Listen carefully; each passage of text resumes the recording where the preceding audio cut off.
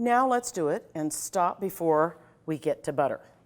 And after you saw how quickly it turned to butter, you're going to be amazed at how quickly it turns to wonderful whipped cream to put on, to either put on your desserts or to use in a recipe. Okay, so again, with the power, and of course you could do this with a whisk. You could do it with an egg beater. Kids doing it with an egg beater, what a hoot. In fact, if you want to keep kids busy, you could put some of the cream into a jar and with a tight fitting lid and send somebody off and say, shake this until it turns to butter. That's a good little science project when somebody's out of school and needs some entertainment.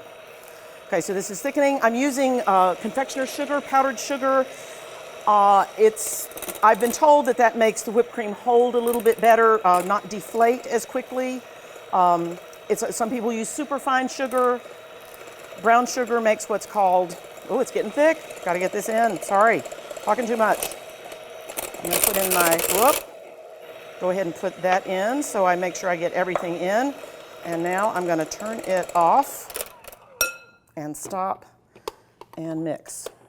I was chatting and not paying attention to the texture of my cream. So let me scrape down and get the sugar mixed in, because I am almost there. Let me keep all that goodness. All right, let's just bring those last ingredients in.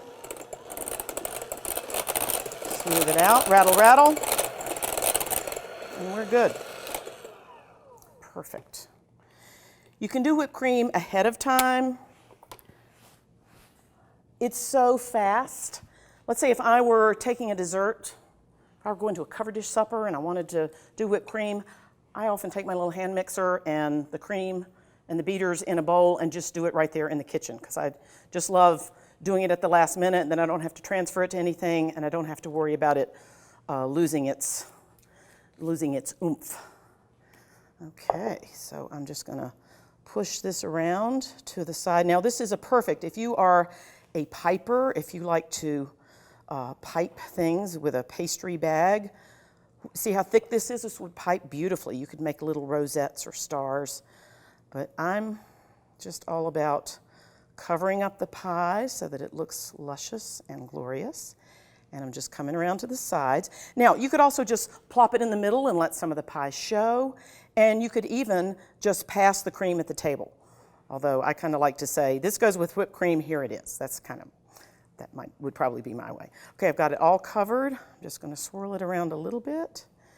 And there you have it. Luscious whipped cream. Did that take 2 minutes? It certainly didn't take more than 3. And you've got a gorgeous, wait a minute, that's sticking up a little too much. I want sort of the surface of, I want it to look like clouds, not like the surface of the moon. Okay, here we have it, key lime pie.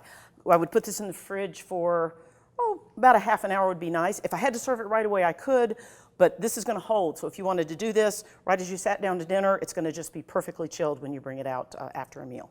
So, key lime pie with whipped cream that you made yourself at home. You're going to love this.